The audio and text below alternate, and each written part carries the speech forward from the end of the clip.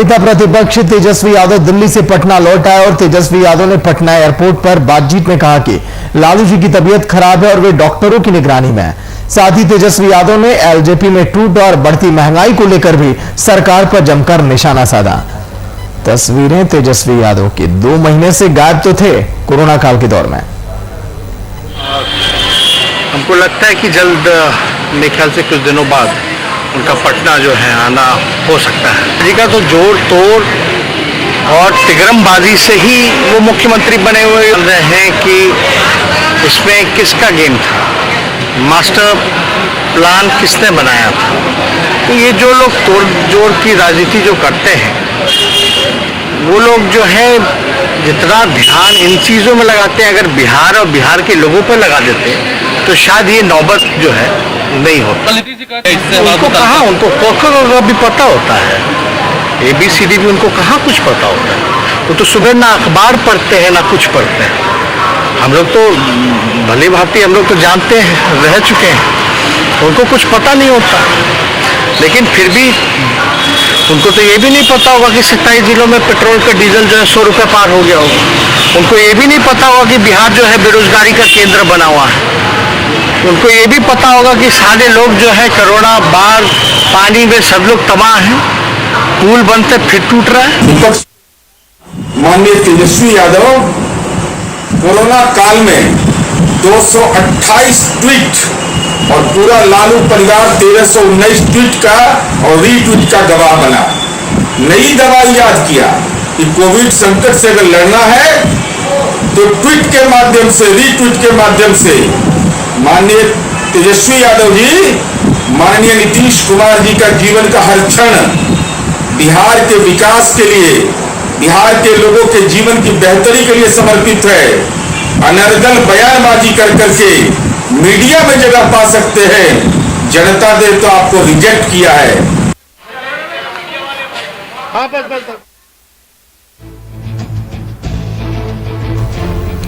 तो दिल्ली से पटना लौटे तेजस्वी यादव और लौटते ही एयरपोर्ट पर मीडिया से बातचीत में हमलावर दिखाई दिए। महंगाई को लेकर सरकार पर निशाना साधा, नीतीश को बताया एलजेपी में टूट का मास्टरमाइंड। तेजस्वी यादव ने कहा कि फील्डिंग शुरुआत से ही बिछाई थी, जेडीयू ने लालू यादव की सेहत में सुधार हो रहा है। जल्द लालू यादव बिहार लौटेंगे।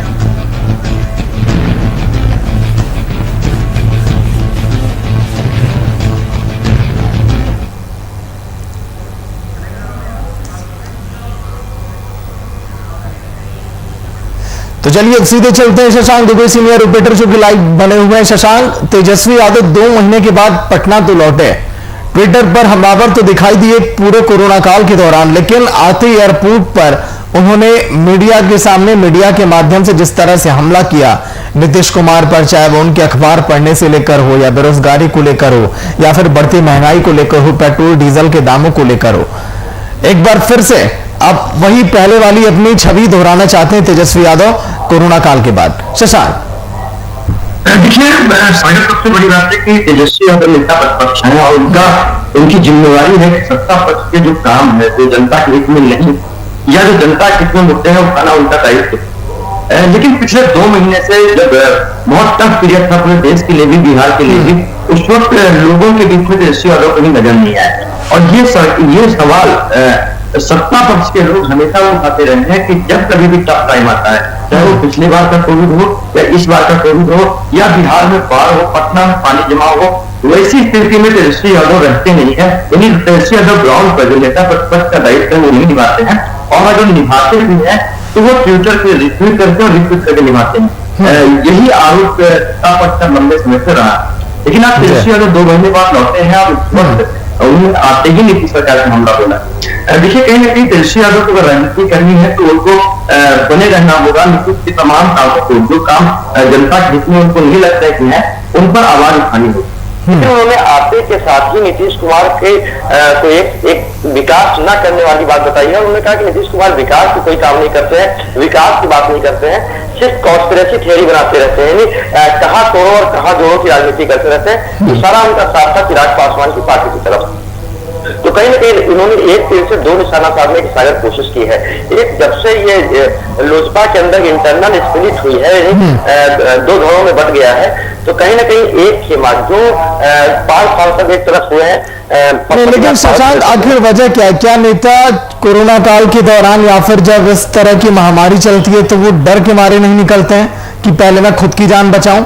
या फिर वजह यह भी हो सकती है कि वो जानते हैं कि कोई ना कोई तकड़म लगाकर सरकार उन्हें गिरफ्तार कर लेगी, उन पर धाराएं लगाएगी, मुकदमे लगाएगी, ये भी वजह हो सकती है शशांक? देखिए, धाराएं लगाना या गिरफ्तार करना दो अलग अलग बातें हैं। पप्पू यादव के संदर्भ में अगर आप बात करें तो पप्पू यादव का संदर्भ एक अलग था। देखिए, तेजस्वी यादव नेता प्रतिपक्ष है और उनके पास संवैधानिक पद है। नेता प्रतिपक्ष का पद संवैधानिक पद होता है, कैबिनेट मंत्री का दर्जा होता है, साथ साथ उनके पास वो अधिकार है, उनके पास संवैधानिक अधिकार है। जिस तरह से लोगों के बीच में जाने के, लोगों को आवाज उठाने की उनके पास कॉन्स्टिट्यूशनल पावर है। तो नेता प्रतिपक्ष होने के नाते उनके पास जो तमाम अधिकार है उनको एग्जीक्यूट करना चाहिए पब्लिकता के हित में। कहीं ना कहीं तेजस्वी यादव हर बार इसमें विफल होते हैं या फिर किसी योजना के साथ वो बाहर चले जाते हैं। आपने देखा कि जब बिहार में बाढ़ आई थी, पटना शहर डूबा था, उस वक्त भी तेजस्वी यादव नदारद थे। जब बिहार में शशांक, लौट कर आऊंगा मनोज दास, प्रवक्ता जेडीयू की फोन लाइन पर। मनोज जी, स्वागत है वीआईपी न्यूज में। हाँ, नमस्कार सर। मनोज जी, 27 जिलों में पेट्रोल डीजल के दाम जो लगातार बढ़ते चले जा रहे हैं, बढ़ती महंगाई, बेरोजगारी, तमाम ऐसे मुद्दे हैं सर जिस पर विपक्ष हमलावर है और आम जनता भी परेशान है इसको लेकर। मनोज जी, देखिए, आम जनता जरूर इससे परेशानी है। ये डीजल और पेट्रोल के दाम बढ़ने से इसकी जो अंतर्राष्ट्रीय बाजार की जो स्थिति है उस स्थिति पर जा रही है, नियंत्रण का प्रयास किया जा रहा है। और किस विपक्ष की बात कर रहे हैं? यहाँ विपक्ष का कोई है क्या? आज 2 महीने से कहाँ विपक्ष के नेता बिहार के बाहर गायब है, कहाँ रंगोलियां मना रहे हैं और आप कह रहे हैं कि विपक्ष उस पर हमलावर है। आज तक विपक्ष ने सड़क पर उतरने का कोई काम किया क्या जनता के सवालों को लेकर? जिसका विपक्ष का नेता खुद कहीं घूम रहा हो और आप कह रहे हैं कि विपक्ष हमलावर है। कहीं नहीं है, बेरोजगारों की समस्याओं की लेकिन सरकार काम कर रही है। मदन जी, बिहार में ही रहकर सत्ता पक्ष के लोगों ने सर कौन सा तीर मार दिया सर? कितने मंत्री, कितने विधायक, कितने सांसद आपके पहुंचे सर, अस्पतालों की चक्कर काटे, कितने हालातों का जायजा लिया था सर आप लोगों ने? तीर मार नहीं दिया। जो पूरे 2 वर्षों से बिहार की स्थिति रही उसको पटरी पर लाने का काम विपक्ष ने नहीं किया, सत्ता पक्ष के लोगों ने ही किया। और हर क्षेत्र में जहां भी आज दिक्कत थी वो दिक्कत के सामना पूरे जोर शोर के साथ किया जा रहा है। ऐसी बात नहीं, विपक्ष ने क्या किया इस सवाल का जवाब आप उनसे पूछिए कि पिछले भी कोरोना काल में कितना ट्रेन खरीद के दे रहे थे, कितना बस दे रहे थे और कहां पर छिपे हुए थे, तो उनसे भी सवाल पूछिए। हम लोग तो सड़क पर हैं और जनता के सेवा में है। जनता के चाहे वो अस्पताल का हो, जहां प्रॉब्लम है उसको हल करते हुए सत्ता पक्ष के लोग जा रहे हैं। सर वही तो मैं पूछ रहा हूं सर, कितना हल हुआ सर? WHO का मानक कहता है कि 1000 मरीजों के पीछे, लोगों के पीछे एक डॉक्टर होने चाहिए, लेकिन अस्पतालों में देखिए डॉक्टरों की कमी है सर। जो अस्पताल हैं, जो गांव में स्वास्थ्य उपकेंद्र हैं सर, वो तबेले में तब्दील हो गए हैं, भूसा घर वो बन गया है सर। देखिए, कहीं अब पूरी की पूरी व्यवस्था हम सुदृढ़ कर लिए हो ऐसा दावा हम लोग विपक्ष के रूप के तरह नहीं करते। लेकिन जो भी स्थिति है, आज बिहार को कोरोना से बचाने का काम हमने किया। आज भी पूरे केरला जैसे शिक्षित प्रदेश में चले जाए आप, वहां पर डेली आज भी लोग कोरोना से मरते जा रहे हैं। वहां किस चीज का कमी है? आप ये तो हमारे लिए बहुत गर्व की बात है कि हम सीमित संसाधन में कोरोना जैसे रोगों पर अंकुश पा लिया। आज महाराष्ट्र इतने विकासशील राज्य में माना जा रहा है, आज उसकी स्थिति बहुत खराब है। तो कहने का मतलब ये है कि अब 1000 पर मानक है तो फिर क्या 1000 पर मानक केरला में नहीं है? क्या 1000 पर मानक महाराष्ट्र में नहीं है? लेकिन हमारे पास जो है, हम इधर डॉक्टरों को भी संख्या हमने बढ़ाई है, हमने पारामिलिट्री। लेकिन मदन जी सबसे अधिक सर, मनोज जी सबसे अधिक दुर्दशा सर बिहार की खराब है सर। आंकड़ों को देखिएगा, कितने डॉक्टरों की कमी है, WHO की जो मानक है उस पर आप कितनी पूरी तरह से फेल है? अस्पतालों की क्या हाल है सर? स्वास्थ्य केंद्र के मनोज जी क्या हाल है? इन सब पर एक बार स्टडी आप करिए, फिर आप बता पाएंगे कि हाँ कितना काम हुआ है। शुक्रिया बातचीत के लिए वीआईपी न्यूज में।